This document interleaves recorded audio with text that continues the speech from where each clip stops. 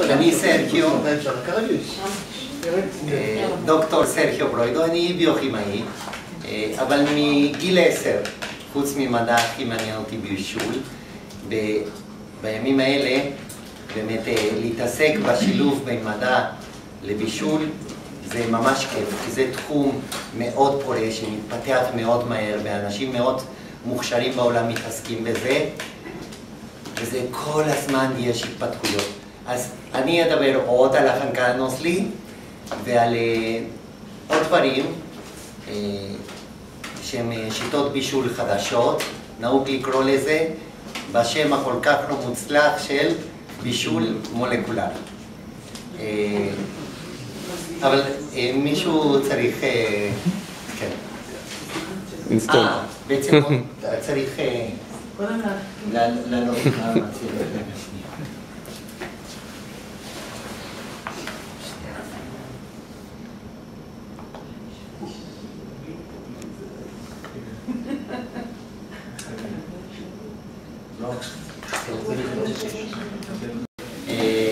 טקילה, טריפל סק ומיץ לימון.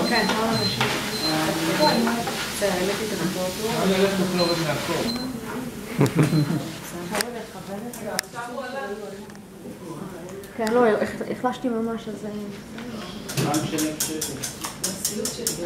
ככה גלידות.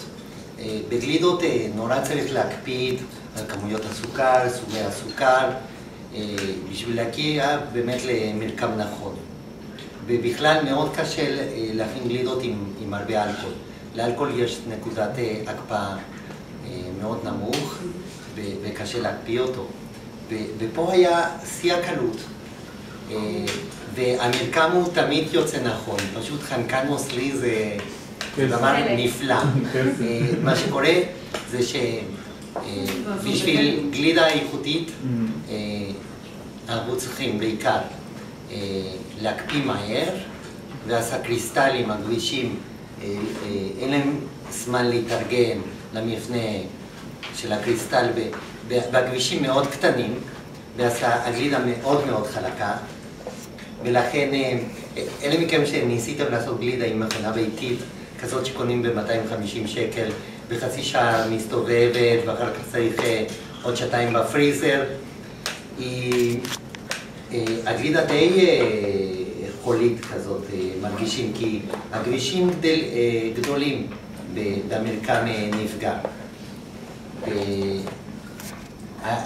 בגלידריות יש מכונות שעושות את זה תוך 10 דקות. החנקן הנוזלי עושה את זה תוך 10 שניות. אז לכן באמת תמיד המרקם הוא יהיה נכון, והוא יקפיא כל דבר. במעבדה? איפה קונים חנקן? האמת שזה די פשוט. יש בארץ 2 מפעלים, ואתה יכול להזמין מהם. לא צריך רישיון, לא שום דבר. 48 שעות לאחר שאתה מזמין, מגיע מחוץ לבית שלך מיכלית, כזאת כמו שמגיע לתחנות דלק, וממלא לך חנקן נוזלי. חוסן, בבקשה, צחקתם. טוב שעשית דוקטורט. אבל זה קצר, זה קצר. עשי לך את זה מפה. בדיוק, כן, מצוין. עשי סול.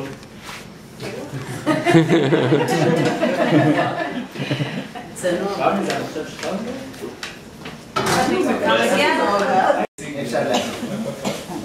אפשר להגיד? אוקיי. זה החבר'ה שבישלתי איתם שנה שלמה. באמת, לפני שנה וחצי קיבלתי טלפון מאוד מפתיע.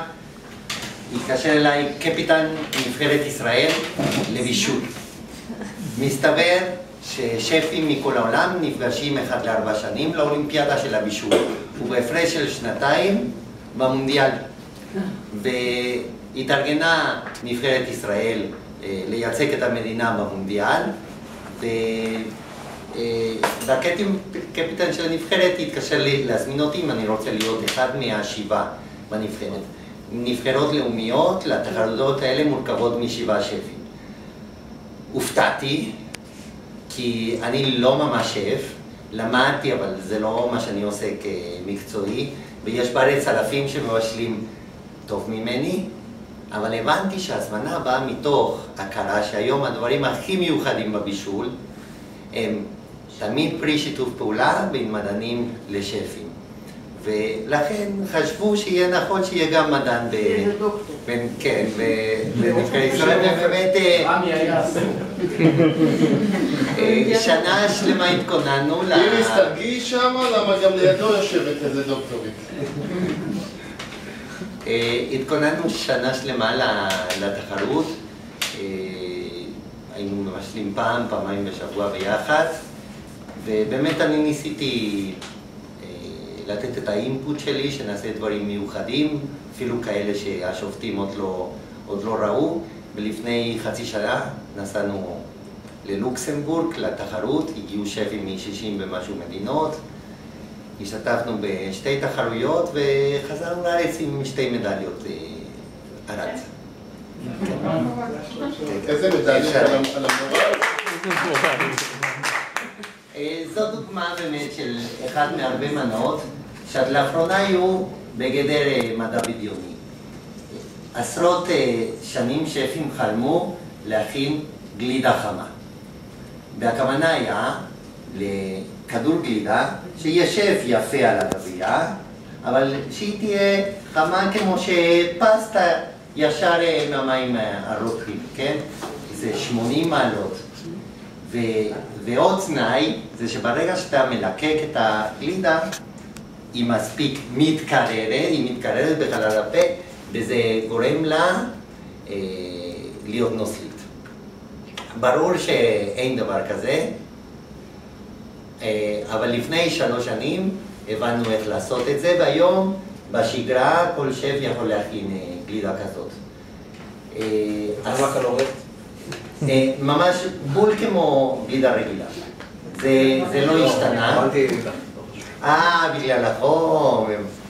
לא, פשוט רציתי לחתוך את הקלוריות. כן.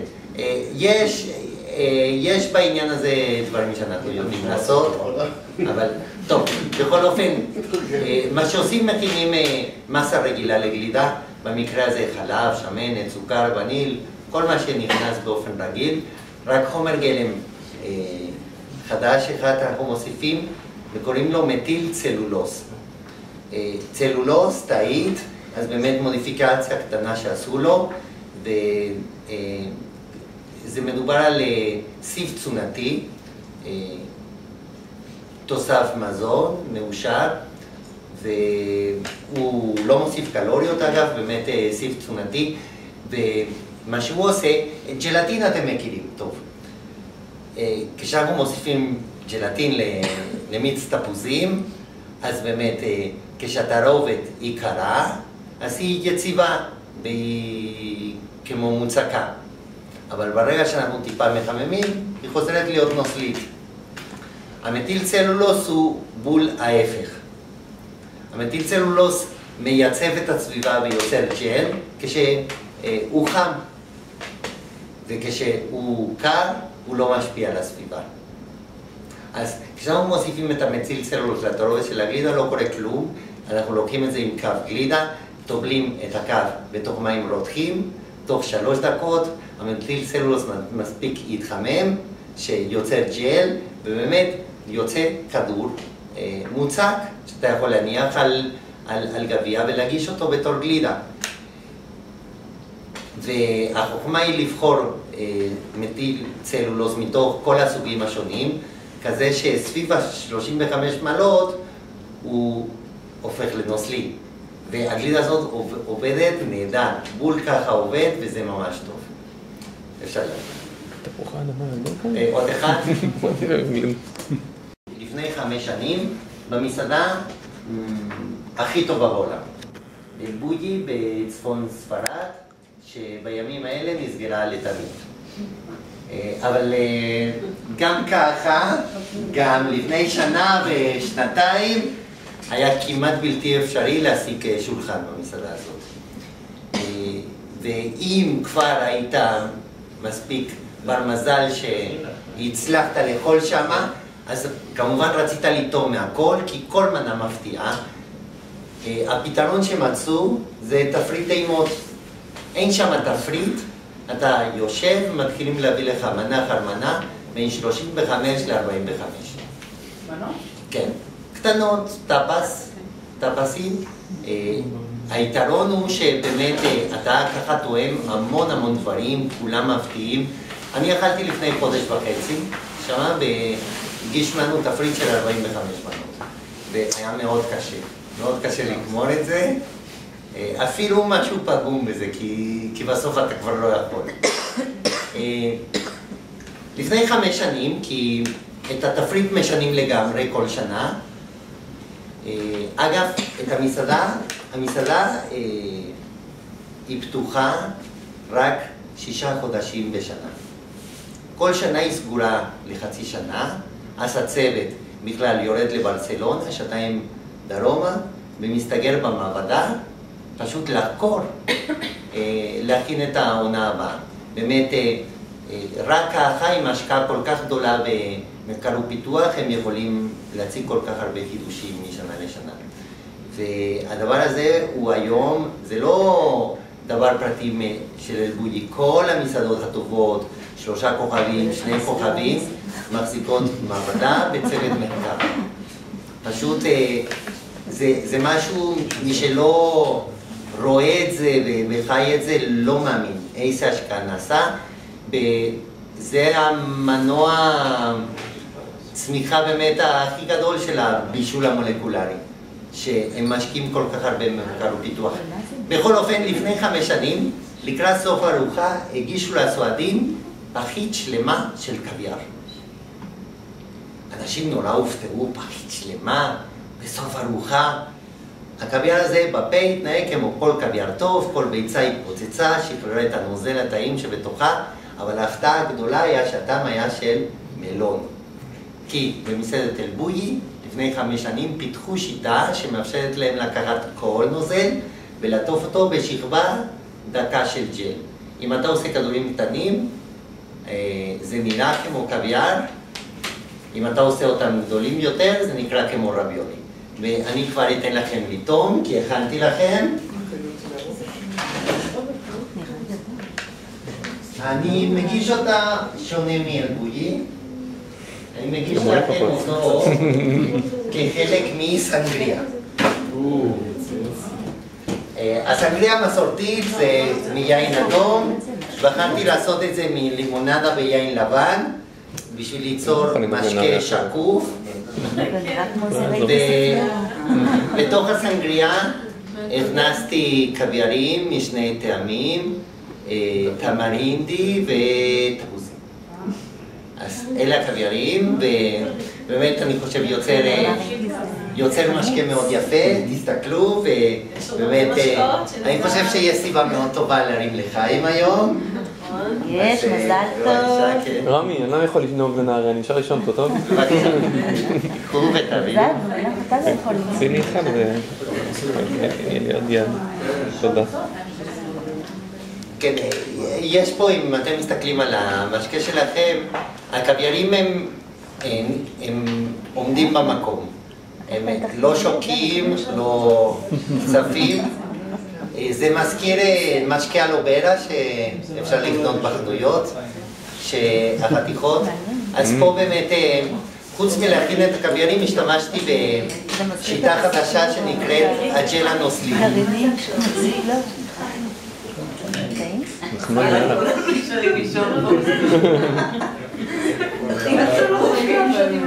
אני כבר אסביר באמת.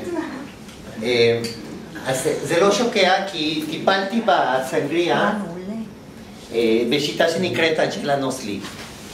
לקחתי את הסנגריה, הוספתי לה נורא מעט של חומר יוצר ג'ל שנקרא ג'לן, והפכתי את הסנגריה לג'ל מאוד מאוד עדין ורך, וטחנתי את הג'ל הזה. אתם לא מרגישים את הג'ל, הסנגריה חלקה לגמרי, אבל מבנה של הג'ל קיים פה, והוא זה שתומך בקוויארים ולא נותן להם ליפול. באיזה טעמים הוא אמר? תמר, מי זה? ותפוזים. יש שף אנגלי בשם אסטון בלומנטל, שחלק מכם בטח ראה בטלוויזיה, בערוץ אוכל מגיש תוכנית הארוחות המשוגעות של אסטון בלומנטל. הוא משתמש הרבה בשיטה הזאת של הג'ל הנוזלי. למשל במסעדה שלו הוא מגיש כוס תה, שהוא חצי מהכוס מכיל תה קר וחצי תה חם. לא מדובר על החצי למטה והחצי למעלה, זה קל לעשות.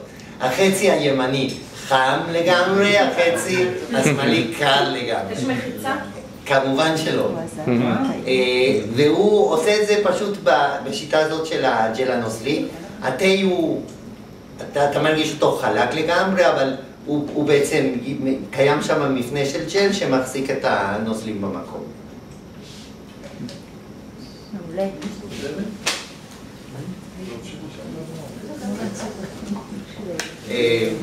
אוקיי, אז בואו נעביר לתמונה הבאה.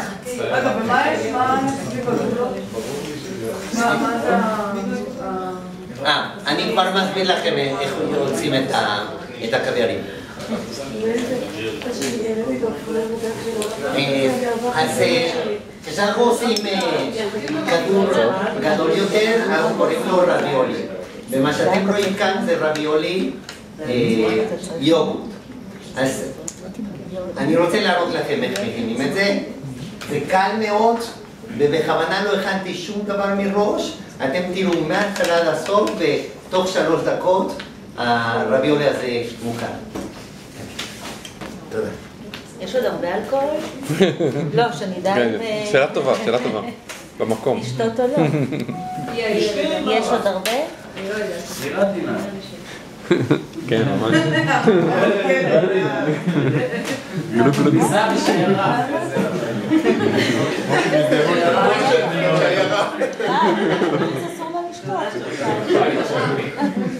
אוקיי, החומר שיוצר את הג'ל הוא לא ג'לטין, קוראים לו אלגינט, ומפיקים אותו מאצות ים, הוא סעיף תזונתי,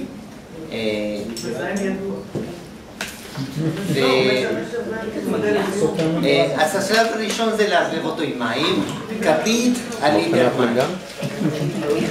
אז אני אקח משהו כמו חצי ליטר מים.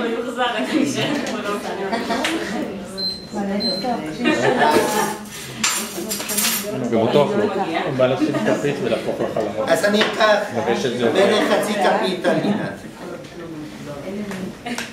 בסוף יש לו משהו שסותר אלכוהול, אתה יודע.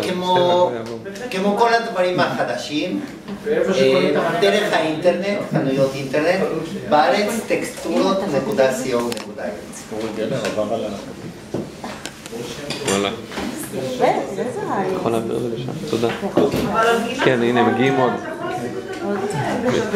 מגיע עוד, רגע. הרבה סוגי אלגינט, רופאי שיניים למשל משתמשים באלגינט, אבל אתה צריך סוג מסוים בשביל באמת לקנות רק מה שמיועד לשיטה הזאת שקוראים לה שיטת הספריפיקציה, בלשון ספירה. אז אני מערבב את אלגינט עם מים.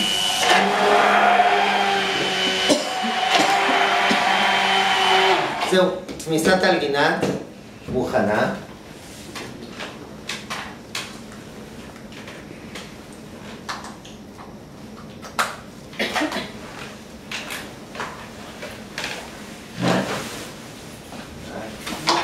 עכשיו, אלגינט רק הסמיך קצת את המים, אבל לא הפך אותם לג'ל. גם לחמם לא יעזור. זה לא עובד כמו ג'לטין. אלגינט יוצר ג'ל על ידי קשר כימי. כל מה שאנחנו צריכים זה לערבב אותו עם סידן. אטום של סידן יש לו יכולת ליצור 2 קשרים בו בעת. בארצות הקרות, בחורף, מפזרים מלח על הכביש. זה לא, אתם לא יכולים לקחת את המלח הזה ולהוסיף את זה לסלט. זה לא סודיום קלוריד, זה קלציום קלוריד. CaCl2. ה-Ca, שזה הקלציום, תפס 2 אטומים של כלור. יש לו יכולת ליצור 2 קשרים, ויש לו זיקה גבוהה לאלגינט. אז כשאנחנו מרכיבים סידן עם אלגינת, הרבה מאטומי הסידן התקשרו טלק, טלק, לאותו סעיף של אלגינת. זה לא מעניין אותנו. אותנו מעניין המקרים שבהם סידן אחד תופס אלגינת אחד ואלגינת אחר.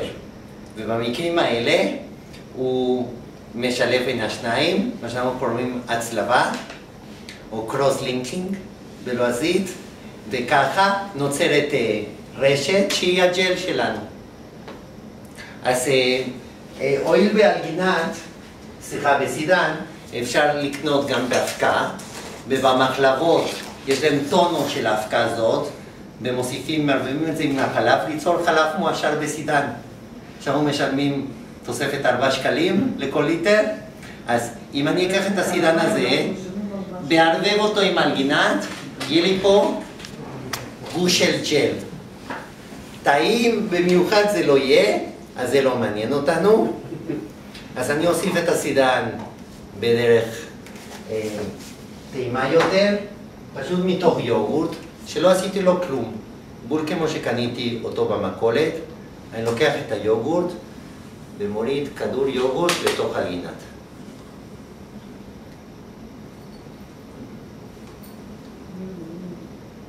עכשיו, מה שקורה עכשיו בתוך אלגינת זה שהסידן בתוך היוגורט מתחיל דיפוזיה החוצה. הוא רק טיפה יוצא מהיוגורט, הוא פוגש את אלגינת ומצליב אותו. וככה מתחיל בניית הג'ל סביב היוגורט, והג'ל הזה הולך ומתרחב, נבנה כלפי חוץ. הליבה, כל התוכן של יוגורט יישאר במרקם שהוא. אז זה רק יהיה עטוף בשכבה של ג'ל שהולך וגדל. בדרך כלל אנחנו רוצים ג'ל דקיק שבקושי נרגיש, אז מספיק להשאיר אותו 2 דקות. אני אוציא אותו כבר מאלגינת, ואפשר להוציא אותו בתוך מים בשביל לשטוף את האלגינת ולעצור את הריאקציה. אני אוציא אותו לתוך מיץ רימונים. גם יוסיף לו קצת טעם, וגם אני אוכל להגיש את זה ככה בלי צורך לייבש וכו'. והנה כבר כדור יוגורט כמו שאתם רואים בתמונה, שאני יכול ממש להחזיק ביד, ששומר על הצורה שלו. אפשר להביא לתמונה אחת בבקשה? טוב, על זה נדלק, זה תמונה קצת...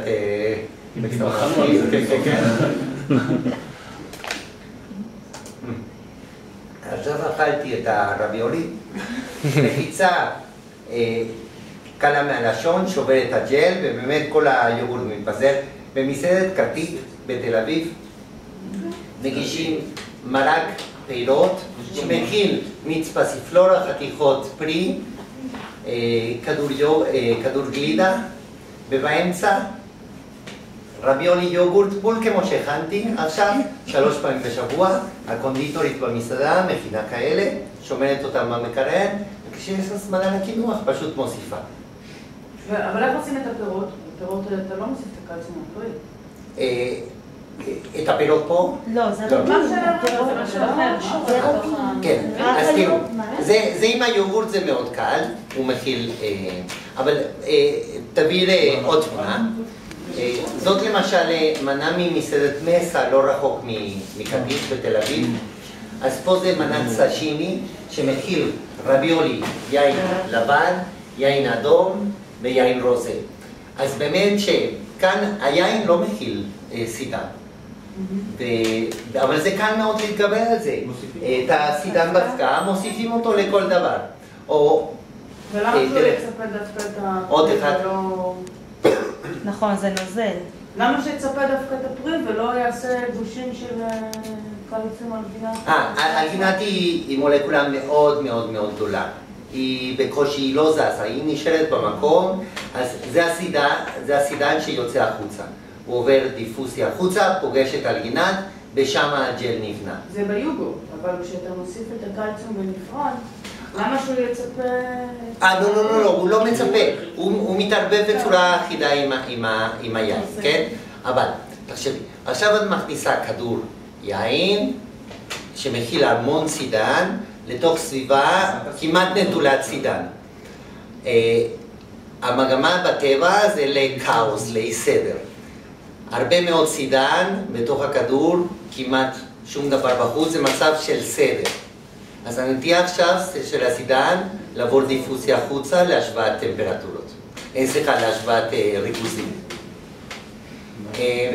זאת מנה שבאמת לפני חודש וחצי שאכלתי בלבוי, הגישו לנו אותה. זה כמעט המנה היחידה משנים קודמות, זה פשוט קלאסיקה של המסעדה. הם לוקחים זיתים, טוחנים אותם, הם מסננים את מה שהם מקבלים, סוחטים ומקבלים מיץ זיתים. ולמיץ זיתים הזה מוסיפים סידן ומעבירים אותו תהליך כמו שראיתם ומקבלים... זיתים חדשים. כן, נכון, רביולי זית שנראה בול כמו זית, ממש בול. אבל עם מרקם נורא ייחודי כי זה מתפוצץ לך בפה, אז זה מאוד מיוחד. הכנתי לכם יוגורטים כאלה, בואו נראה איך זה פה על הכפיות, אפשר לחלק לכם עכשיו או... זה גם עם אלכוהול? לא, זה רק יוגורט, יש לנו עוד קוקטייל בהמשך, אני שם פה שיהיה לכם. מיץ עגבניות. הוא נתן לי לג'ל לבנות איזה 4 שעות. בסוף היה לו ג'ל בקוטר סנטימטר. ממש, ג'ל עגבניות שעטף פסטו, שעטף כדור מוצרלה. גרסתו המולקולרי לסלט קפרסה. אפשר לעשות מלא וריאציות על הנושא. אפשר שיקופי לבא, בבקשה. תביא.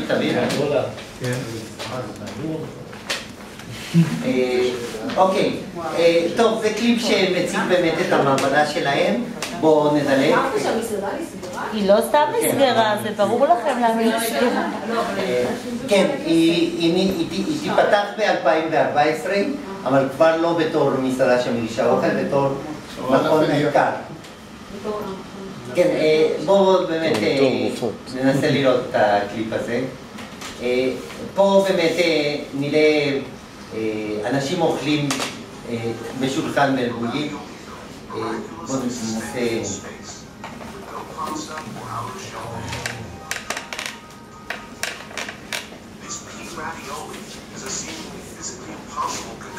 בדיוק כמו שהכנתי עם היוגורט, אבל עם מחית אפונה. רביולי אפונה.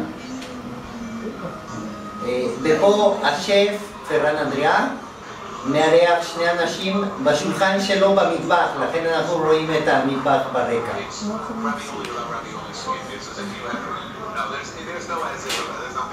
זה שף מאוד ותיק, אמריקאי, גם זה הפתיע אותו לגמרי.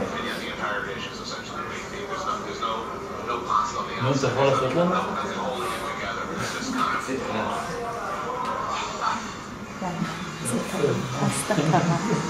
זה עוד שיטה שהמציאו אותה, קצב מאוד אווירי, קוראים לזה איירה, היום כבר המילים בספרדית נכנסות במקום הצרפתית, וזה כבר דבר שבכל העולם, בארץ לא מעט מסעדות מוסיפות למנה עיקרית פרויקט כזה. זה המצאה שלהם? כן. וזה קל מאוד. לא, הרביולי הזה. כן, הספריפיקציה, כן. אוקיי, בואו נסתפק בזה. כן, של גזר. אפשר לעשות את זה מכל נוזל.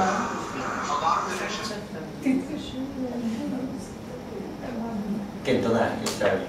כן, אז מה שנראה כאן כשתי פרוסות עוגה, זאת לא עוגה, אלא שוקולד אוורירי. דומה לשוקולד שאפשר לקנות בסופר, אבל זה צילמתי במסעדה בספרד, שמגישה קינוח כזה. מה שקורה עד לפני 3 שנים בערך, רק מפעלי שוקולד ידעו להכין את השוקולד האוורירי, אבל אחד מהמעבדות הרבות שיש היום במסעדות, זה של דפת דק באנגליה.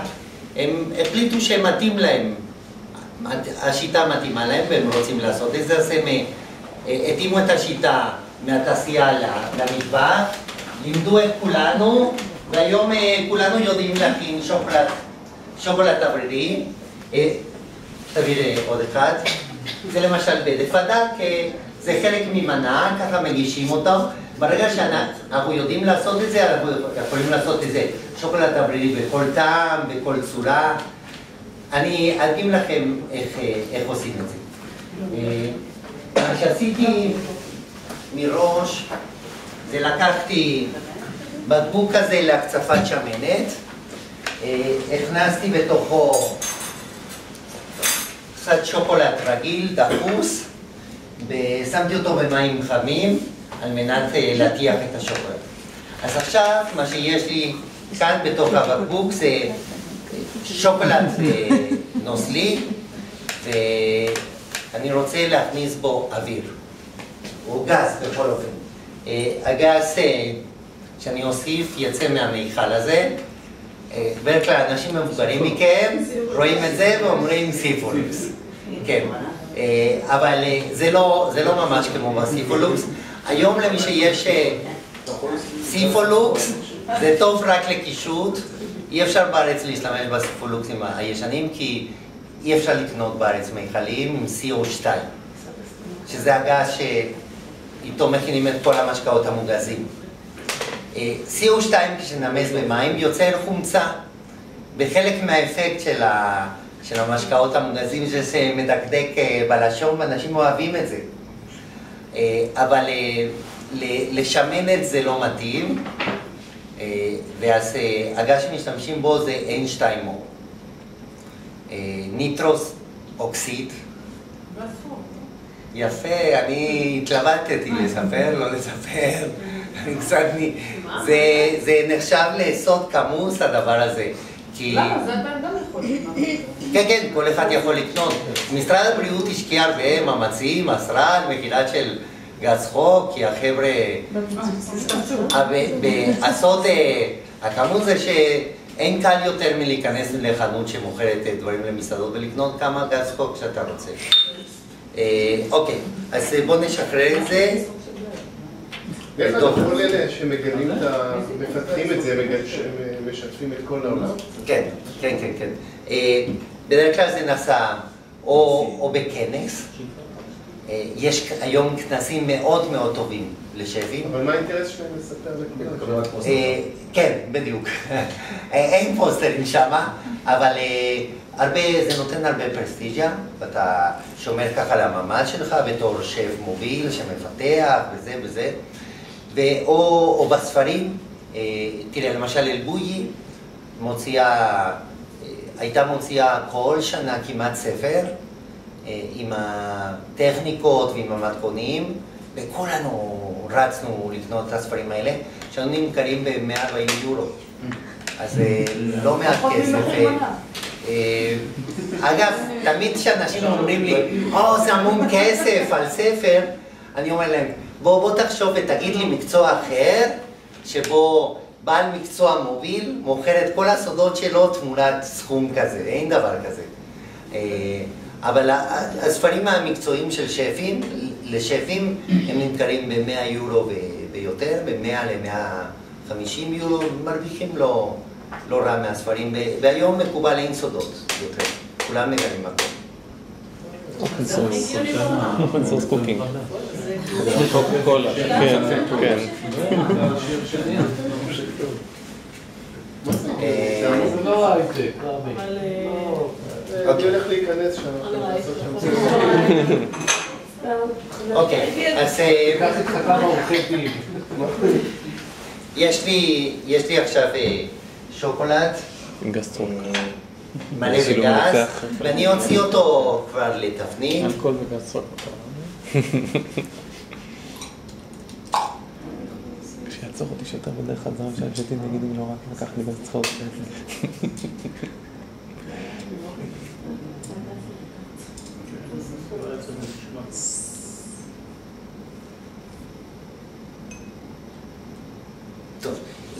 אם אני אתן לזה להתקרר, אז יהיה לי שוקולד אוורירי. הוא יהיה פחות טוב מזה שקונים בסופר, כי עדיין חסר לנו עוד שלב. השוקולד הזה ספג את כל הגז שיכל, אי אפשר להכניס בו עוד גז, אבל הבועות קטנות מדי. המשימה הבאה זה להגדיל את הבועות בשביל לקבל באמת שוקולד אוורירי. איך עושים את זה? אז בשביל להבין, אז אני פשוט אנפח בלון.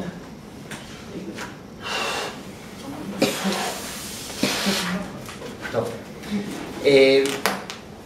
כמות האוויר שהכנסתי פה, יש לה פוטנציאל להגדילות את הבלון. אבל גם הגומי לוחץ, אבל בעיקר כוח שלא נותן לבלון לגדולות, והוא לחץ אוויר. ברור שאם אני אכנס עם הבלון הזה לתוך חללית ואטוס איתו לירח, או למדים, שם כמעט אין אטמוספירה, אין לחץ אוויר, הבלון מיד יגדל. אתם כבר מבינים למה אני חותר עם השוקולד? אם נדמיין שזה אחד מהבועות בתוך השוקולד, אני צריך להפחית את לחץ אוויר, אז זה יגדל מיד.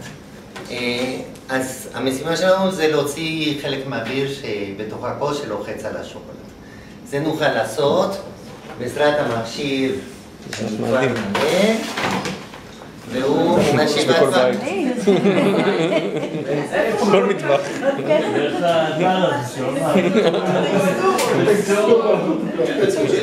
למה? אם כן, לדעתם כל שואב אבק אפשר לעשות. אגב, אפשר גם לאלתר, אפשר להשתמש בשואב אבק. כי ההבדל העיקרי במכשיר הזה, זה כמו שואב אבק. ההבדל הוא שהוא יודע להמשיך לשאוב גם כשנשאר מעט אוויר בתוך הכלי, בעוד שהשואב מפסיק מתישהו. אז באמת יש פטנט שמאלתרים את זה עם שואב אבק ואפשר להשתמש. תראו, אני אראה לכם בעזרת אוכל אחר מה משיבת ואקום יכולה לעשות לאוויר. אני אקח מרשמלו שגם הוא מלא באוויר.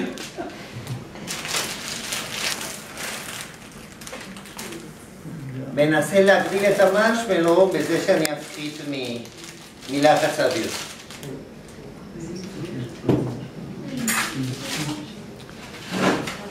הבנתי למה, רק זה מצלמה.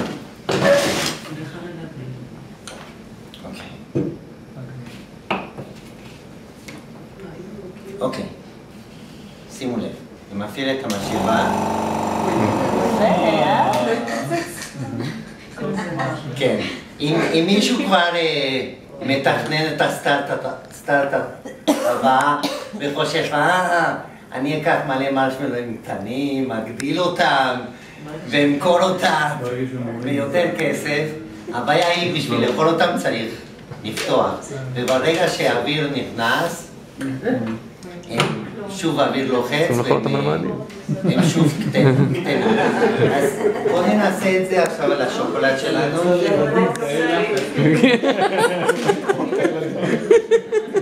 בזמן שהם אוכלים.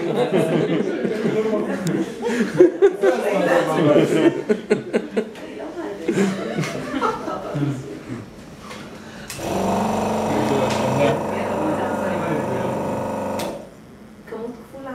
כן.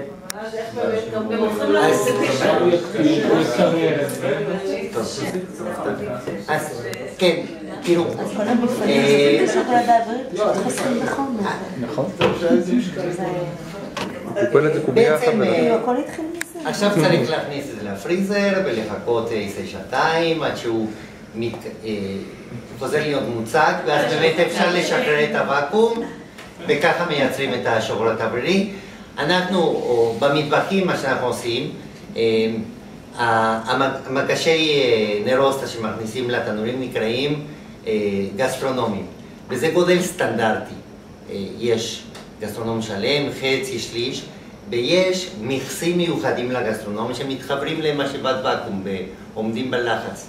אז אתה לא יכול לקחת היום באמת מגש עמוק, למלא אותה בתבניות סיליקון בכל מיני צורות מעניינות, למלא אותו בשוקולד מלא בגז, להפעיל ואקום על הכל, וככה אתה יכול לייצר כמויות גדולות. וככה באמת נעשה היום, באמת בצורה שגרתית במסעדות. תגיד, למה לא לחמם את השוקולדים יותר? לא, כבר חיממנו, כבר... לא, אחרי שאימסת בו את הגז, אם תחמם גם? כן, הוא גם עכשיו חם בתוך ה... הכנסתי את הגז לתוך בקבוק חם, ועוד חיממתי אותו. כן. כשאתה מכניס לו את הגז הוא כבר חם? כן, כן, כן. וכבר מיצינו את הדבר הזה.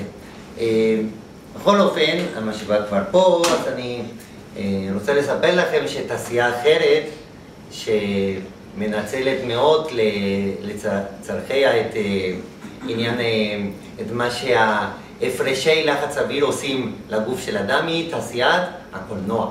הם אוהבים להראות לנו את זה באקסטרים. לא מה שאנחנו תמיד מרגישים, נוסעים לירושלים, יורדים לשפלה ומרגישים באוזן קצת כאב. לא, הם אוהבים להראות לנו אסטרונאוט שיוצאת מהחללית. או, אתם יודעים מה? שוורצנגר בזיכרון גורלי. התחלת הסרט הוא מתאר עם החברה שלו על פני המדים, הוא מועט, מדרדר בתהום, נשבר לו הזכוכית של הקסדה, ואז באמת הוא חשוף להיעדר לחץ אוויר, והעיניים שלו הכל מתחיל לגדול, רגע לפני שהכל מתפוצץ, הוא מתעורר מהחלום הרע. אז בואו נראה לכם עם דבר כזה מה... אנחנו נשחזר את זה, רק? אז הבאתי פה באמת דגם של אסטרונאוט כזה.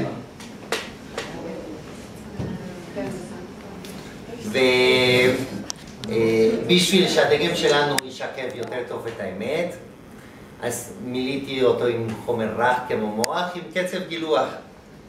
אז עכשיו הוא מרגיש טוב, הוא כמו בכדור הארץ או כמו בחללית עם לחץ אוויר, ובואו נוציא את האוויר ונראה מה שמראים לנו בחלק מהסרטים, שהאסטרונאוט שנסרק מהחללית ללא קסדת חלל, מיד כל המוח יוצא לו החוצה. אז בואו נראה. אני מפעיל את המשאבה. זה יופי. כן, כל המוח בחוץ. זה בא עם מה? אוקיי. טוב, בואו נחזור לאוכל. עכשיו יש לנו תאבון. כן, התמונה הבאה. אוקיי. באמת, אם אנחנו בקטעים מקאבריים, אז התאונה הכי קשה שקרה אי פעם לטבח, שהשתמש בשיטות בישול החדשות, קרתה שנה שעברה בגרמניה.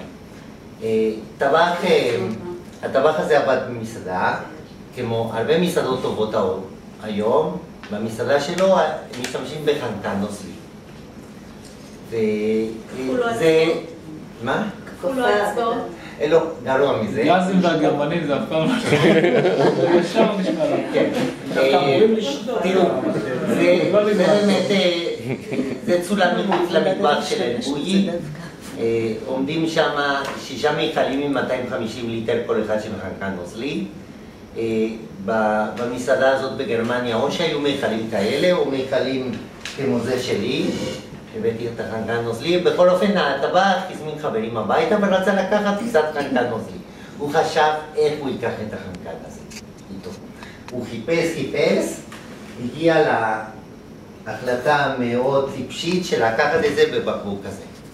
עכשיו, בקבוק הזה הוא לא תרמוס בכלל. החנקן הנוזלי הוא נוזל קר מאוד במינוס 196 מעלות. אנחנו כולנו עכשיו נושמים חנקן, כי בטמפרטורה רגילה הוא גז, ורק כשמקררים אותו למינוס 196 מעלות ומתחת לזה, הוא הופך לנוזל. אבל ברגע שהוא חוזר לטמפרטורה הזאת, הוא חוזר להיות גז. אז מה שקורה כשאתה ממלא בקבוק הזה, הוא ישר מתחמם והופך לגז. עכשיו, מעט נוזל הופך להמון גז. אם אתם תיקחו ליטר מים ותרתיחו אותו, אתם מקבלים 1,000 ליטרים של אדים. זה בערך היחס. אז הוא הכניס את זה, סגר את הבקבוק, בעניין של שניות, עד שהבקבוק התמוצץ לו בידיים, והוא איבד את שתי הידיים בעצם. אז תראו, עם חנקן אפשר לעשות דברים נפלאים.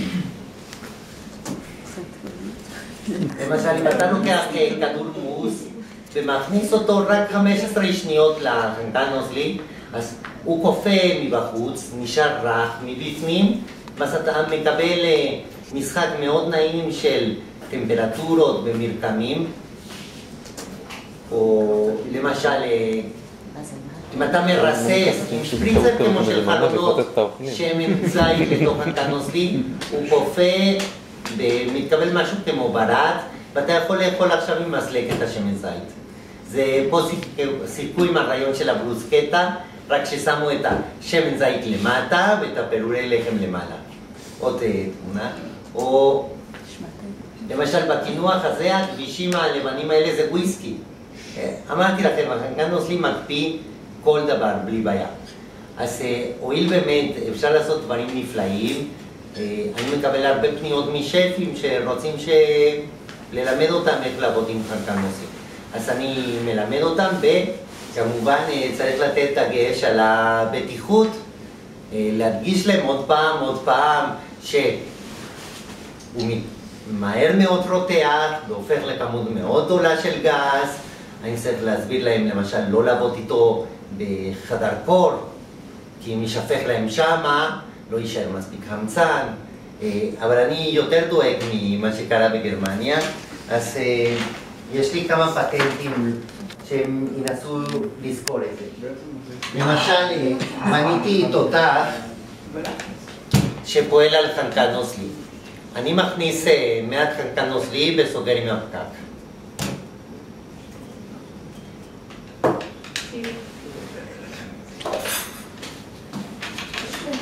תוכלו גם לראות עכשיו את החנקן הנוזלי.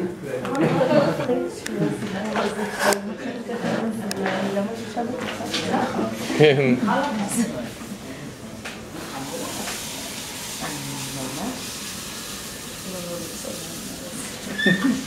תראו, החנקן הנוזלי נראה, הוא שקוף כמו מים, כן?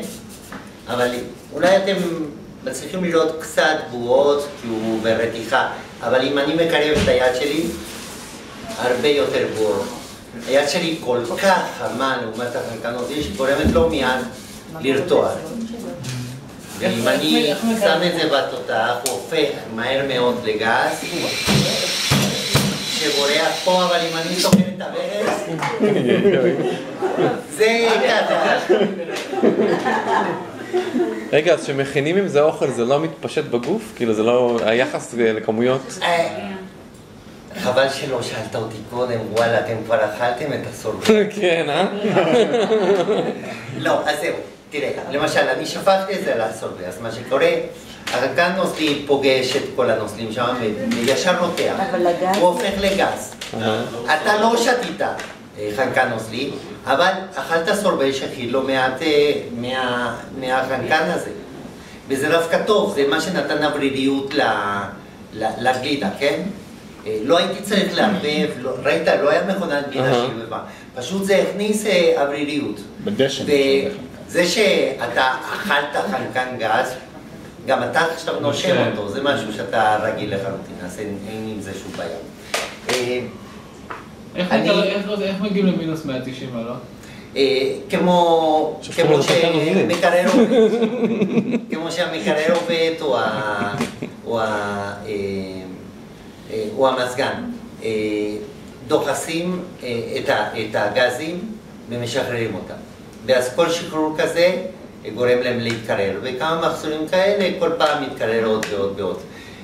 האמת שיכולנו לראות את התופעה הזאת אם הייתי נותן לכם את המיכל הזה גז, להרגיש אותו מיד כשהגז ישתחרר, אפילו היית יכול לקבל כוויית קור. אני עוד מספר להם לשפים מקרה שקרה לפני 10 שנים. סטודנט לפיזיקה באמריקה שתה כושר חנקן נוזלי. כוויות בדרכי הנשימה, אבל הכי גרוע קרה לו כשחנקן נוזלי הגיע לו לחלל הבטן. ואז כל זה הפך לגז, ושמעתי שיש פה רופא. הבנתי שיש לנו מין שסתום כזה בדרכי הנשימה שלא נותן לגזים לצאת החוצה. אני לא יודע מה השם של המין פקק הזה, שסתום. אבל בכל אופן, זה לא נותן לגזים, הגזים לא יכלו להשתחרר, והאמת שאפשר, יש לי פה דגם של אותו בחור, אנחנו נאמין שזה הבטן שלו, ניתן לו לשתות. שתה, אבסטרקציה. הפתח הכי גדול שכל יוצא, כל דבר פיצור של הפיצור. למה? יש לי כל כך טוב. כן. אני לא... הכדור תתפוצץ עלינו הבלון הזה, או? כן. אז ברור שהבטן שלו התנפח. זה קרה מהר יותר, כי זה היה חם. התרשמתם? אני פותח את הפרק. כן, כן, כן. חבר'ה, אני יותר מדי... אוקיי. הניסוי יצא משליטה להתכונן לכל התפתחות פה. זכוכית הזאת. לא התחלת שהזכוכית. בלון די גדול. אוקיי.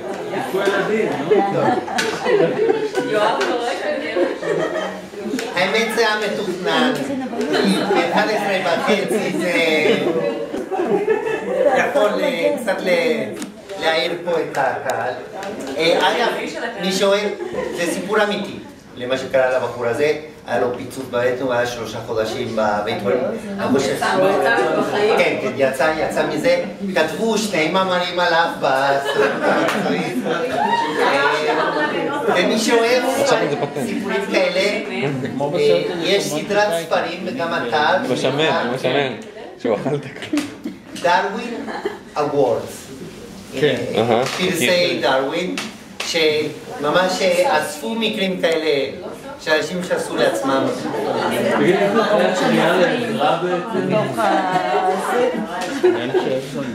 למשל, אני נזכר בסיפור אחר מהאתר על בחור באנגליה, שמן מאוד, במקרה הטרגי שלו התרחש בחורף. ערב אחד הוא חזר הביתה מאוד רעב, הכין לעצמו סיר שלם שועית, ישב, אכל את כל הסיר, עד שהיה מלא לגמרי, הלך לישון, הוא כבר לא התעורר לעולם, כי הוא נחנק למוות מהגזים של עצמו. זה החורף, הכל סגור, כן.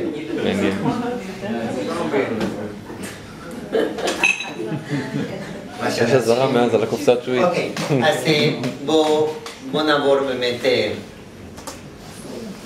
בוא נראה כזה, ועל זה ועל זה, כמה נראה, אוקיי, נעצור כאן. זאת מנה של כנס. אני ישבתי בכנס שנקרא מדריד פוסיון, הוא הכי טוב מהכנסים בעולם, והוא אחד מ3 כנסים ממש גדולים בספרד לשפים. במסעדה אחת הטובות בעולם, ארזק, הציגה עבודה על צבעים. המנה הזאת עשתה המון רעש בכנס, כי זאת הפעם הראשונה שאנשים שמעו על מנה שמשנה צבע תוך כדי שאתה אוכל אותה. מדובר על קינוח, שכמו כל קינוח במסעדה עולה 43 יורו, ומדובר על 3 פנקוטות עטופות בג'ל פירות יער. מה שחשוב לנו זה הרוטב, שמוגש, כמו שאתם רואים למעלה, סגול כהה, ותוך כדי ארוחה הוא הופך לאדום ורוד. ועל מנת שנבין איך זה קורה, אני רוצה לספר לכם סיפור קטן. והוא סיפור על מלצר שביצע היטב את העבודה שלו, כשיום אחד הגיעו למסעדה שלו 4 ילדים קטנים. ומיד קראו למלצר והזמינו ממנו שתייה. 2 מהילדים ביקשו ממנו מים, והשניים האחרים מיץ פטל. מלצר רשם, הביא מיד 4 כוסות לילדים, וניגש להביא את המשקאות. בדרך למטבח, אופס, הוא שם לב לטעות שהוא עשה. הוא הבטיח לילדים משקה שאין במסעדה המפוארת שלו, ממתי יש מיץ פטל.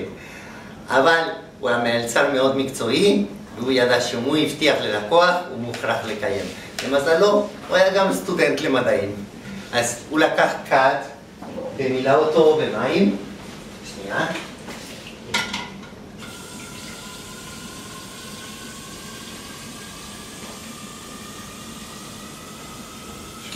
וניגש לילדים אל השולחן, לקח את הכוס של הילד הראשון שצעק לו, לא, לא, לא, לא, לא, לא מים, אני רוצה פטל. המלצר בכל זאת מזג לו, קיבל פטל. הילד הבא רצה מים, והמלצר מזג לו מאותו כד. עכשיו, הילד הבא בתור רצה פטל.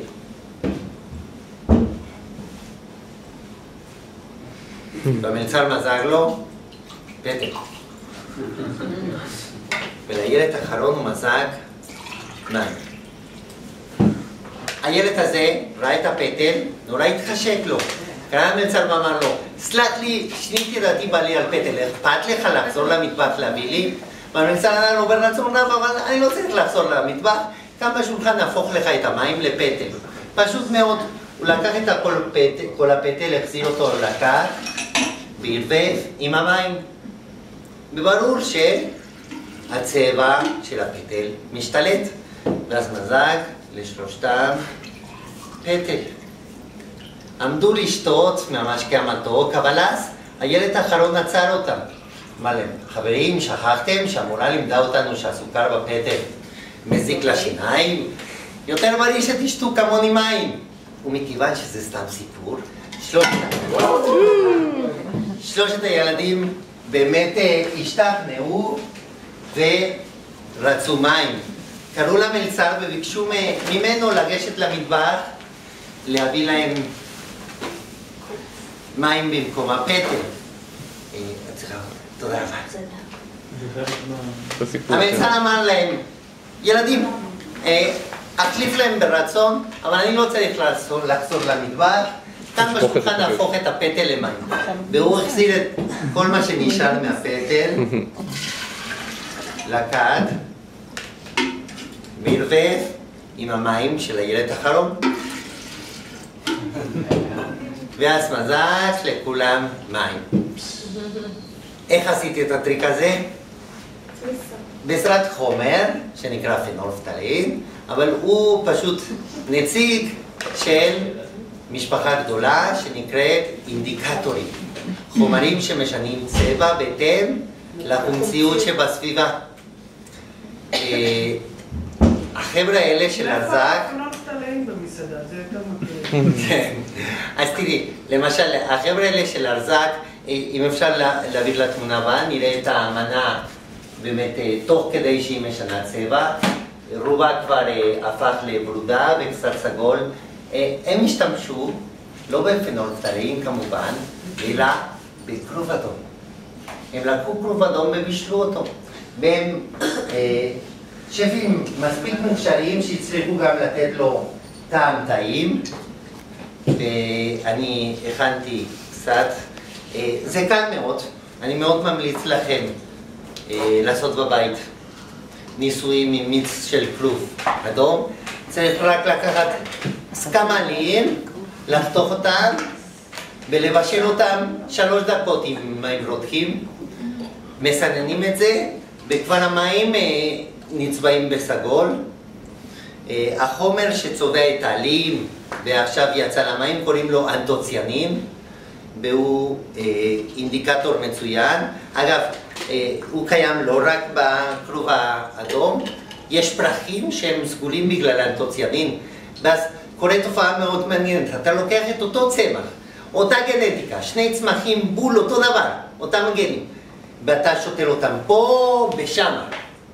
אחד גדל סגול והשני ורוד. למה? החומציות של הקרקע. פשוט משפיע על הצבע של האנטוציאנין. אז בואו נראה. בבית אתם לוקחים משהו חמוץ כמו לימונדה, יין לבן, חומץ, לא משנה. מערבבים אותו עם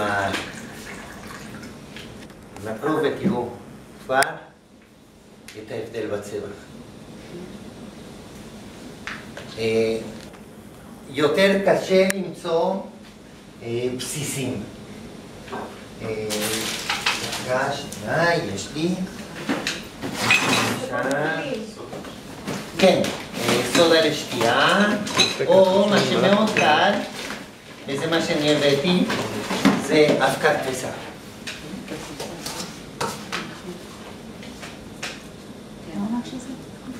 הוא די מרוכז, אז אני לא יודע אם אתם רואים את הירוק? אני אמחל אותו קצת. טוב, אתם רואים את שלושת הצבעים המאוד שונים? סגול, ירוק. יש עוד שלושה, יש 6 צבעים.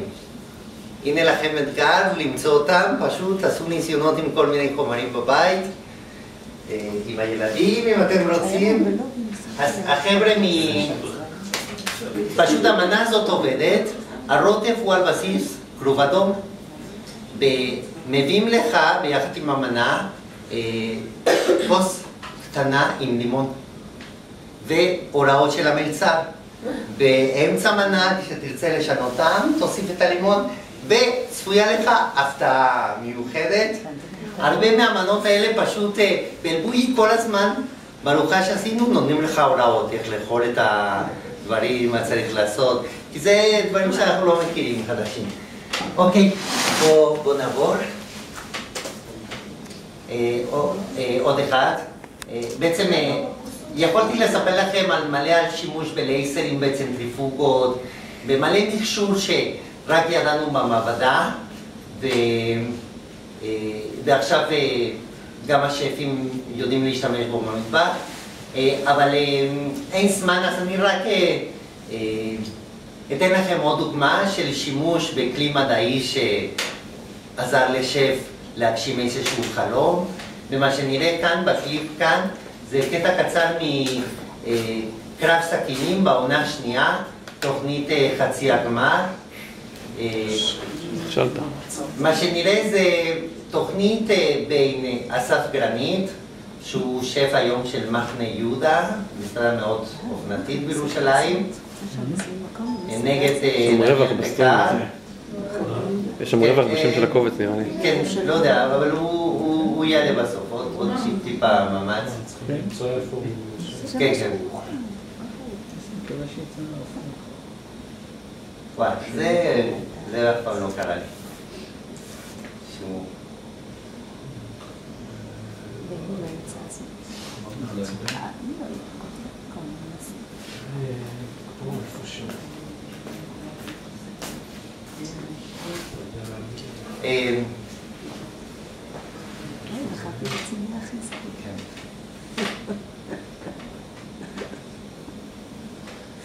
דוקיומנט. בעצם אתה אומר שמישהו מתקרב עכשיו למאה ה-17 של המדע. לא, זה ככה. מה שהידוע, אתה יודע, במעבדות לפני 400-500 שנה. כן, האמת שיש בזה משהו. כי, תראי, מבחינת הגישה, המטבח עד עכשיו, הוא מקצוע מאוד מאוד מסורתי.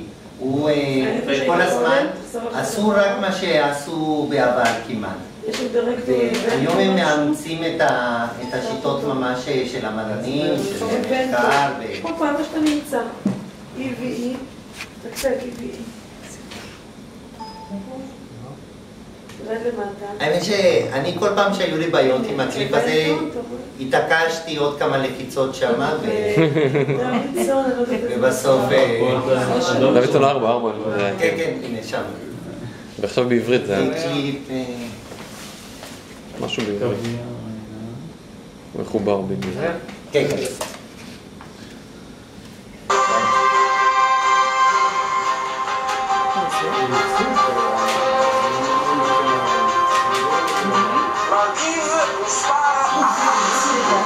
Thank you. מאוד דרמטי ההופעות האלה. מרכיב מספר 2, קרפיונים.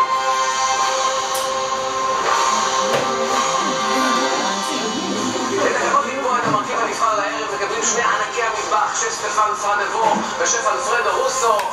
שף אלפרדו, עלי לונורה, שף דה פלפרורה, סטפן סיבובלה.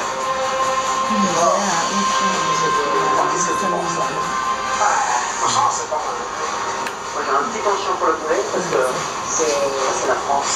C'est Porto Rico. Ok, c'est pas mal. Aujourd'hui, t'es mon ami, hein. D'accord. Le poulet. Le poulet. D'accord. החברים, סטפן ואלפרדו בחרו מהעופות. מאוד קשה. שף סטפן, שף אלפרדו, merci mille, merci beaucoup. אנא תפסו את מקומכם בחדר האירוח, עכשיו גם ממתין לכם השף ישראל אהרוני, גרנצה מילה. אז זהו זה, הכל מוכן. שף אסף, שף דניאל, חממו את הצירים, הדליקו את התנורים, ובזמנכם החופשי, אש! ערב טוב, ירון. ערב טוב, רן. מה שלומך? אני מבלג כאן, חבל לך על הזמן, ירון. אתה כבר עושה לחיים וזה, תשמע, פה חבר'ה רציניים, הם קודם כל עושים תדריך. סרטטו פה מי נגד מי, ובמצב המכונות פה כדאי שיעשו סרטוטים. אגב, אני מוכרח להגיד משהו, רן, פה 4 לעומת 3 בהרכב שלך, זה לא בגלל שהם 4 שחקנים, יש פה מאמן אחד ו3 שחקנים. יש לנו דוקטור סרחיו, שנדבר איתו עוד מעט, הוא מפקח על המכונות במעבדה שלהם. דוקטור אפל, ברשותך, אבל תשמע, מחשב כזה, אני לא הייתי מתמודד איתו לבד. אז סרחיו, ערב טוב, מה שלומך? אתה מוכן לספר לנו מה קורה פה? לי זה נראה כמו, לא יודע, מחלקת טיפול נמרץ. זהו, מזקקת, באמת מאוד משוכללת, יקרה. למכונה הזאת אתה שם למשל ציטוטים בצד הזה, אתה מתמודד בצד השני, נוזל שקוף, עם כל הריחות והטעמים, כל מה שטוב בדין.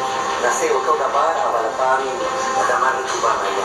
סרחיו, תודה רבה, נקבל כאן מנה עם ריח של אדמה כמו שאתם יכולים.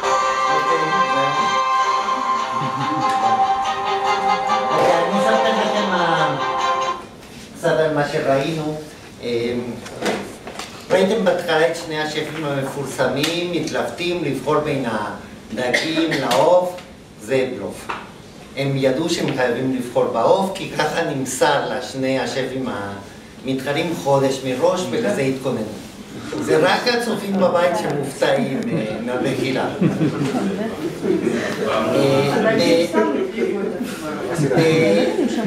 אם ראיתם, שף אחד בא לעמדה שלו וצייר ונתן הוראות לטבחים שלו, זה סתם בשביל המצלמות, הם חודש תרגלו, כל אחד ידע בול מה הוא צריך לעשות. עכשיו, השף שעבדתי איתו, דניאל, חשב מלא עם מה כדאי לבשל עוף.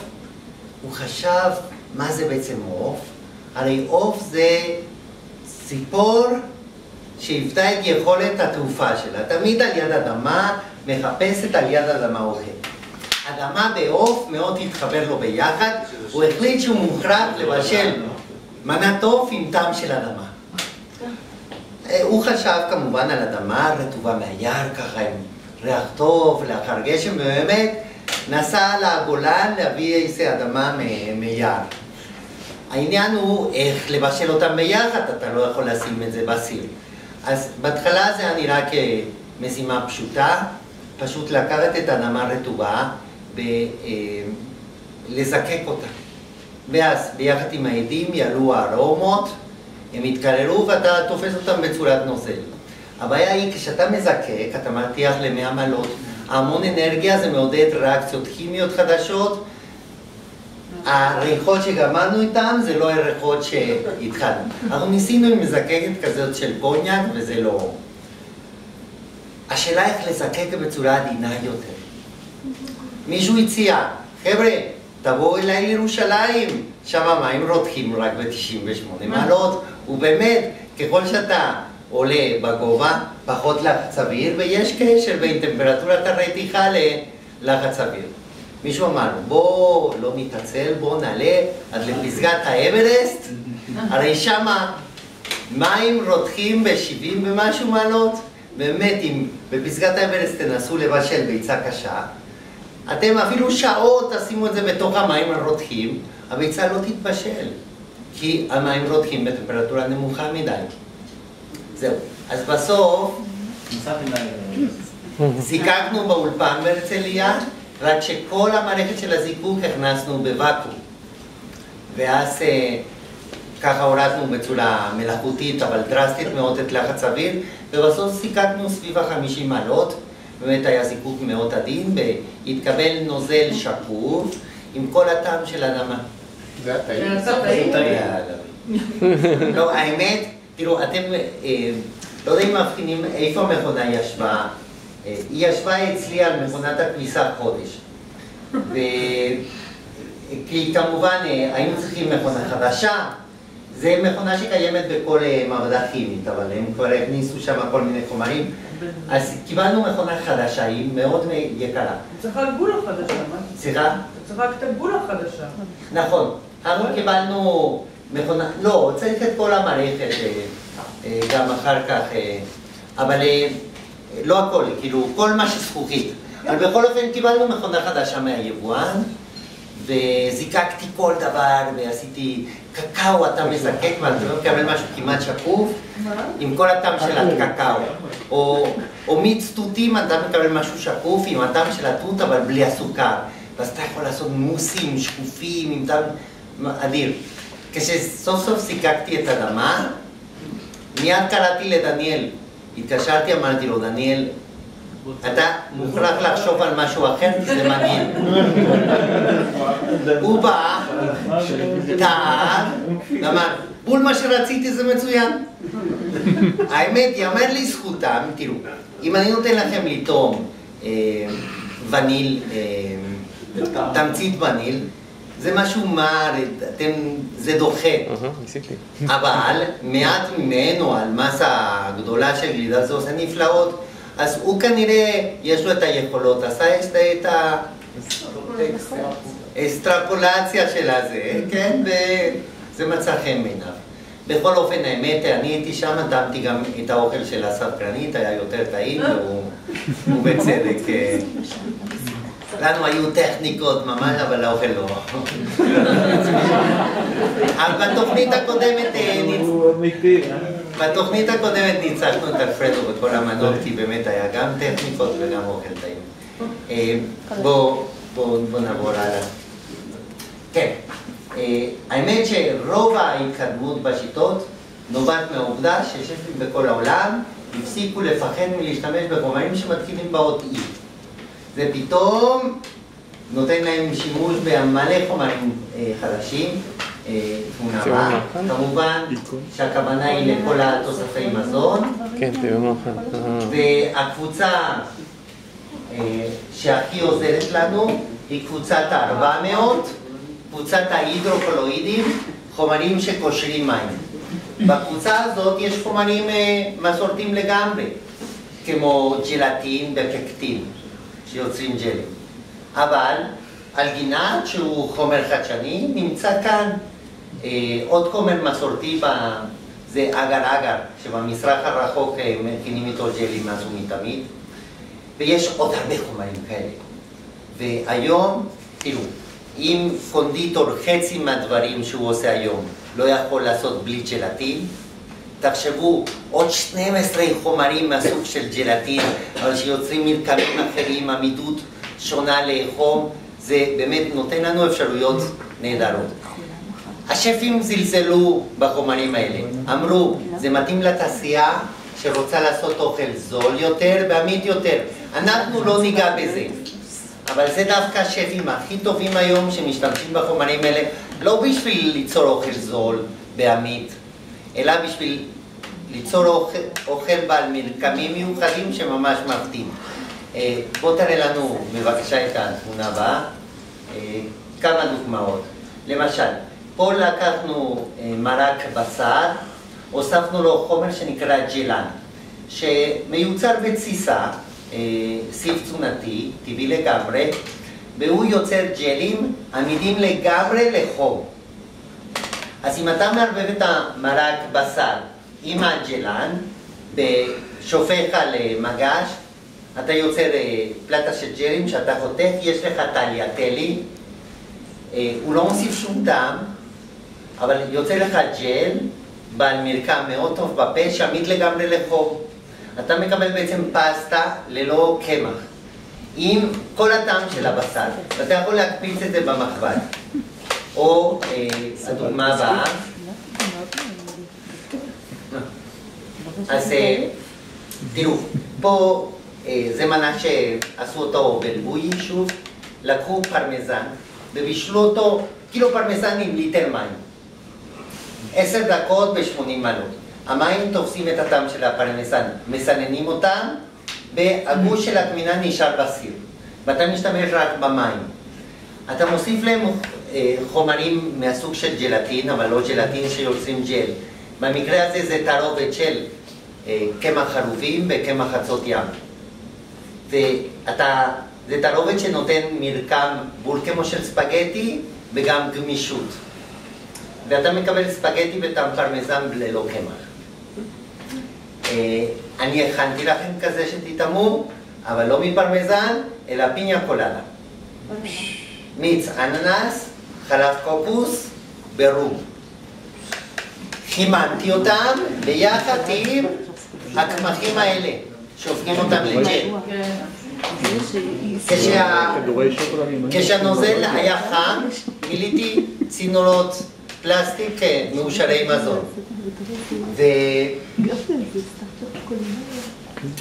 נתתי לזה להתקרר בתוך הצינור, ועכשיו כשאני אוציא את זה החוצה, יהיה לו צורה של ספגטי. יהיה לכם פה גם לתרום, ומה שעוד לא שמתי פה, זה שכם פלוחיות לקבל את הספגטי.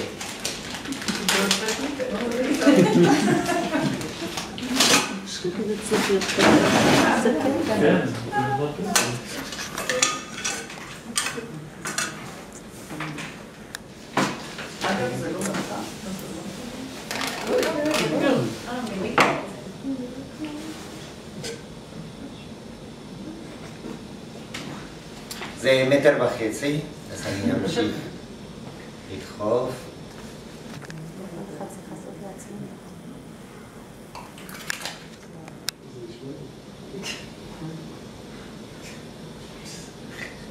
לא עושה קונוטציה טובות. עכשיו אני אוהב את הפיניה קולדה גם בגלל הטעם וגם בגלל הצבע, כי זה נראה בול כמו ספגטי, והוא גמיש כמו ספגטי, הוא לא נקרא בקלות, ובפה הוא מרגיש די דומה לספגטי. זה ספגטי פיניה קולדה.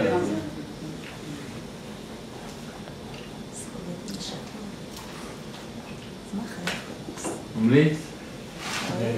תכף יעמוד לרשותכם. עוד משהו אני רוצה להראות לכם, לפני ש...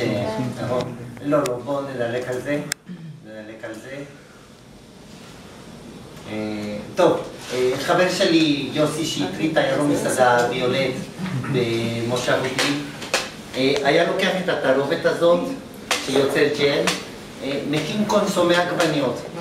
מיץ עגבניות ללא צבע, אבל עם כל הטעם, ובמקום למלא צינורות, שופך את זה על מגשים, חותך אחר כך מעגבניות של ג'ל עגבניות שקוף, ממלא את זה עם מלית, והיה מגיש קנלוני, שקופים, ללא קמח, עם טעם של עגבניות. אבל זה גמיש אחר כך שאתה יכול למלא? כן. או בקטית, מעל למנה של פירות ים, ג'לי של ציר ירקות, הוא שקוף לגמרי פרט לנקודות השחורות של הווניל. ואנשים מזמינים מהתפריט מנה של פירות ים, מקבלים את זה, אין אחד שלא קורא למלצר ולא שואל האם זה מדוזה. כן. והאמת שמסעדה כזאת זה מה שהיא רוצה. ליצור ככה עניין, כן, איזה משהו יותר זמן. יש שיטה אחת שנכנסה, הכי חזק, בכל העולם, גם בארץ, כל המסעדות הטובות אימצו את השיטה הזאת, וככה הם מבשלים את הבשר ואת הדגים, היא נקראת בישול בוואקום. אנשים אוכלים אצל רושפלד, יוצאים ואומרים, וואלה, השף הזה גאון, איך הוא מטפל בבשר. הסוד של רושפלד ושל כל השפים הטובים היום, זה לבשל את הבשר בוואקום. מה שאומר, בישול בטמפרטורה נמוכה, זמן ארוך. למשל, תשאלו כל שף או טבח, כל טבח, גם ביתי, איך לבשל שוק טלה. ויגידו לכם, פחות או יותר 3 שעות בתנור חם של 200 מעלות. פלוס מינוס, כן? ויזהירו אתכם שלאחר 2.5 צריך כל הזמן לבדוק שלא תפספסו את המדיום רר והשוק יתייבש לכם. אבל אם לעומת זאת תתייעצו על זה עם פיזיקאי, הוא יגיד לכם, רגע, מה זה המדיום רר הזה שאתה רוצה לקבל? זה 66 מעלות, פחות או יותר. ואתם יודעים, היום שפים צעירים שלמדו מסתובבים עם התחום, וככה בודקים את הדרגה. אז פיזיקאי יגיד לכם, רגע, אם אתה רוצה 66 מעלות, למה אתה מכניס לתנור ב-200 מעלות? זה מה שעושה לך את כל הלחץ בבישול. תכניס את זה בתנור ב-66 מעלות. ואז אתה לא תפספס את הדרגה, כי לפי כל חוקי הפיזיקה, הבשר לא יעבור את הדרגה, יגיע ל-60 ויתייצב שם. זה בול מה שאנחנו עושים בבישול בוואקום. ואת השוק טלה אנחנו מבשלים ב-66 מעלות. לוקח יותר זמן, כן? אנחנו מבשלים אותו 36 שעות. אבל מה זה משנה? אתה רק מתחיל יום וחצי קודם. ואתה לא מפספס.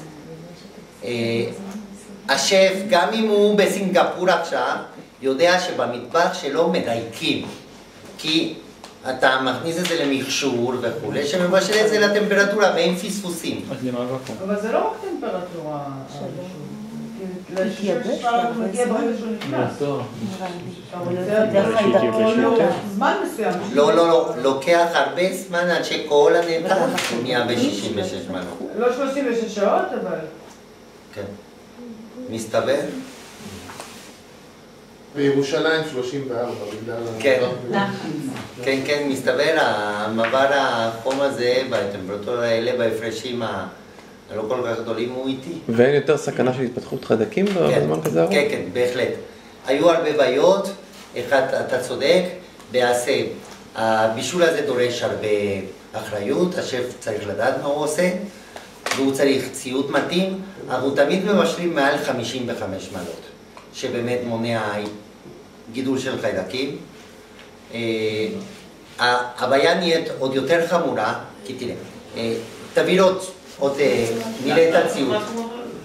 הציוד שמשתמשים זה אמבטים כאלה, נמצאים עכשיו היום בכל מסעדה טובה בארץ. זה ציוד שאם אתם, מישהו מכם נכנס לכל מעבדה ביולוגית, רואה את הציוד הזה. זה גוף חימום שיודע לדייק פלוס מינוס 10 מעלה, ויש סירקולציה של המים שהכל יהיה אחיד. וזה צולם לא במעבדה אלא במטבח. עכשיו, מכיוון שאת הבשר אתה הולך לשים באמבט מים, ואתה לא רוצה שזה ייגע במים וזה, אתה סוגר את זה בשקית ואקום. ואתה גם מוכרח להוציא את האוויר בשביל שזה ישקע. אז הבעיה שאתה ציינת חמורה יותר, כי פה קיים סכנה להתפתחות של בוטוליזם, שזה רעלן שהיום רק בפחיות סגורות, במצב אנאירובי, ולא בבישול רגיל. אז זה עוד יותר נותן לנו באמת, מחייב אותנו לבשל מעל 55 מעלות. אבל אז הבעיה לא קיימת. אז זהו, אבל פיסטור או עיקור, אני לא יודעת מה, עושים ב-80 מעלות, 80 מעלות במשך שעה, זה לא... נכון, אנחנו לא עושים פה עיקור. אין פה פיסטור בבישול הזה. אז למה דווקא חיידק הזה שציינת? יש אחרים שכן חיים ב-60 מעלות. אולי שורדים את זה, אבל הם לא מתרבים. אחר כך מתרבו, אחרי שהטמפרטורה תחזור להיות... באז, נכון, באז, כשאתה גומר לבשל, אתה מוכרח לפי הכללים תוך חצי שעה להביא את זה ל4 מעלות ולשמור את זה בקירור. דיריס, אחרי שהלקוח שילם זה... אוקיי, חבר'ה, מה שאני רוצה להמליץ לכם זה לאמץ את השיטה הזאת. אצלי בבית אני מבשל רוב הבשר, בדגים אני מבשל אותם ככה.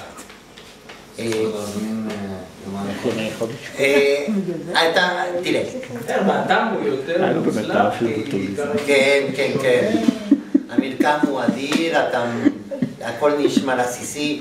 ועוד יתרון אפילו, תחשוב, למשל, נגיד שאתה רוצה לבשל משהו, בשר או ירקות עם שמן כמהין. אתה צריך די הרבה שמן כמהין, וזה יוצא לך בסוף מנה מאוד יקרה. אם אתה מבשל את זה בתוך ואקום, שהכל סגור, כמה מיליליטרים מספיקות, כן? והכל נשמר. אנשים אומרים על השיטה הזאת, זה מוציא את כל הכאב של הבישול, כי אתה לא מריח, כי הכל סגור. וזה נכון, אני מזדהה עם זה. אבל לעומת זאת, כשאתה נכנס למטבח, ואתה מריח את הריחות, תחשוב שכל אלה ארומות שהלכו לאיבוד במטבח, הם לא יגיעו לצלחת.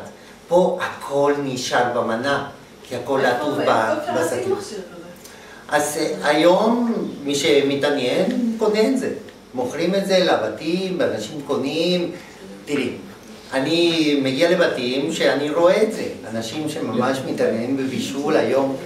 אגב, באמת הגעתי לפה ושמעתי הרבה שיחות על הייטק, אני מבין יש פה הרבה.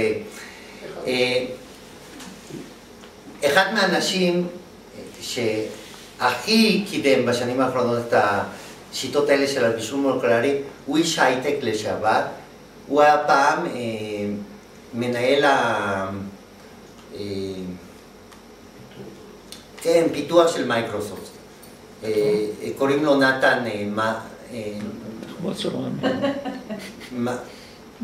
מייהול. אפשר לחום של ה-CPU. בכל אופן, הוא פרש ממייקרוסופט בתור איש מאוד עשיר. את התחביבים שלו הוא לקח ברמה של ממש מקצוע. הוא למשל עוסק בחקר המונומנטים האלה באיי פסחא, בחקר פינגווינים, בחקר דינוסאורים ובחקר בישול מולקולרי. עכשיו, כן, ואנשים אומרים שבכל תחום הוא באמת המאמרים שלו ברמה, ובבישול מולקולרי אני כל הזמן קורא, הוא אחד מאלה שמתכתב עם הפורום וזה, והוא באמת, יש לו חברה לפטנטים, אבל הוא הקים צוות לפני משהו כמו 4 שנים, לחקור את הבישול המולקולרי ולכתוב ספר. והספר יצא לפני 3 חודשים. זה נקרא מודרניסטיק קוויסין. הוא ספר 5 כרכים, הוא שוקל 18 קילו. היא יצירה מדהימה, כי פשוט הצוות שהוא הקים של 10 אנשים מאוד מאוד מקצועיים, עבדו 4 שנים על זה. הוא מימן את כל העניין הזה, ופשוט יצאו במשהו, זה עולה $500. ספר מדהים. אוקיי, רגע, סליחה, אני מפספס פה את הפואנטה שרציתי. אני רוצה לספר לכם על שיטת אלתור, שתבשלו ככה בבית לפני שאתם קונים את הציוד. אפשר כמובן לקחת סיר, תראו. אני אומר לכם, בשביל להכיר את השיטה אל תבשלו בשר אלא דגים. למשל סלמון אני מבשל 13 דקות ב-50 מעלות. במכשיר כזה, ויוצא מושלם. אז אם אתם תיקחו סיר, מים, תביאו אותו ל-50 מעלות ותכניסו שם סלמון בתוך שקית זיפלוק, 13 דקות, אתם תראו מושלם. מה זה שקית זיפלוק? זה מסגרת כזה... ל-50 מעלות, כן. כן, אתה צריך מתחום. אתם יודעים מה? אלתור יותר קל. תשתמשו במכשיר שכבר קיים אצלכם במטבח, שפועל בטווחי טמפרטורות האלה, אבל שלרוב לא השתמשתם לבישולו. בתנור אתה לא תצליח. כן, אם אפשר קצת תמונה הבאה.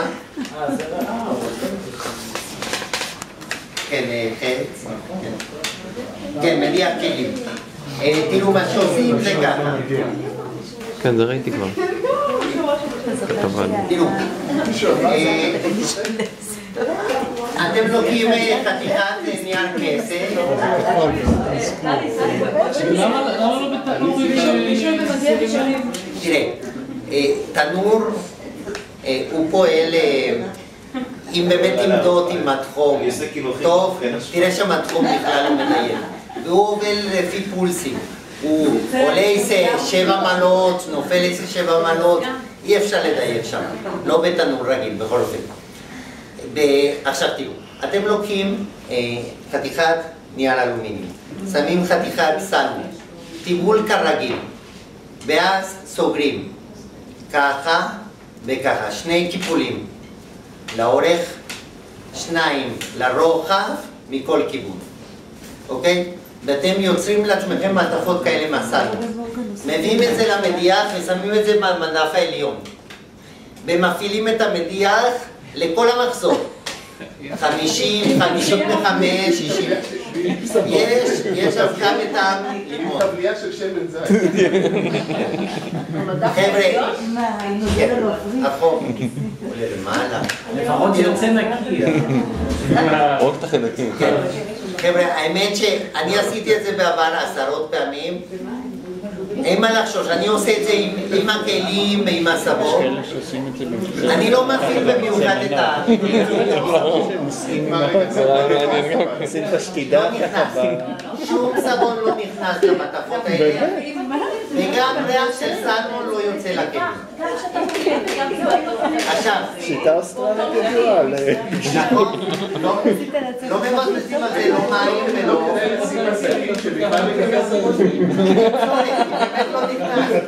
באמת לא נכנס. זה עובד מצוין עכשיו תראו. יש לך מתכון לתוכנית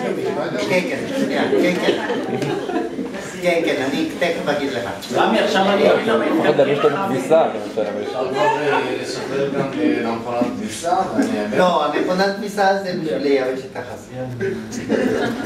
חבר'ה, זה באמת עובד. עכשיו תראו, אם במכשיר הקודם אני מבשל 13 דקות, פה אני מפעיל את זה כל השעה וחצי.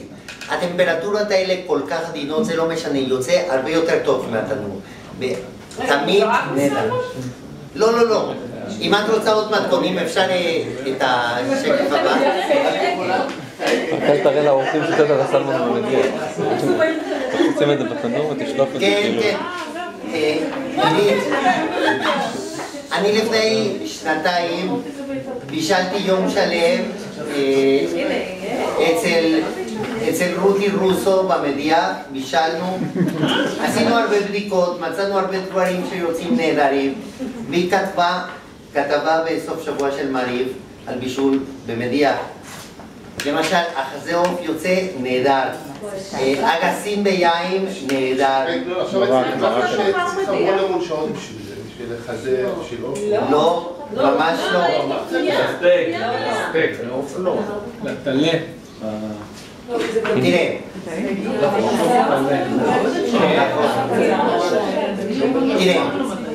בבשר, מה קורה? תראה, נתחים כמו אנטריקוט, פילה, סינטה, אתה אפילו לא צריך לבשל אותם, אתה יכול לאכול אותם ככה. את הנתחים הזולים יותר, אתה לא יכול לאכול אותם ככה, מכינים הרבה קולגן. זה חלבון מאוד מאוד קשה, שהבישול ארוך צריך לפרק אותו. אבל לדגים אין כמעט קולגן וגם לא לחזה עוף. אז לכן אין בעיה. בישול מאוד קצר, כבר מבשל אותם. אתה בעצם רק צריך להביא לדנטורציה של הגלבונים. אבל אין שם העניין של קולגן. אוקיי? אז תראו, את הכתבה הזאת של רותי רוסו, אפשר עוד למצוא את זה באתר של מעריב, NRG, יש שם מתכונים, היא מסבירה לה שיטה, ובאמת תנסו. עכשיו, אני פה לרשותכם לשאלות, ואני מזכיר לכם שיש פה גם פיניה קולדה, פתאום. תודה רבה. תודה רבה.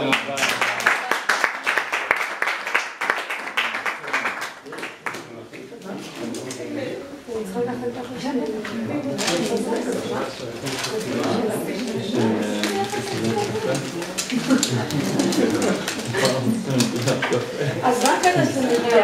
הלכות כאילו של המים? נכון. אבל המתנות נגד כדורי והמתנות אני יכולה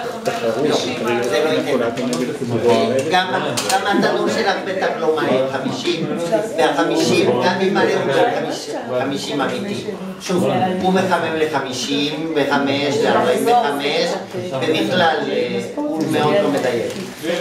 הם עכשיו מתחילים לייצר תנורים שמיועדים לזה ומדייקים. גם בטמפרטורות נמוכות, אבל רוב התנורים שאני מכיר ממש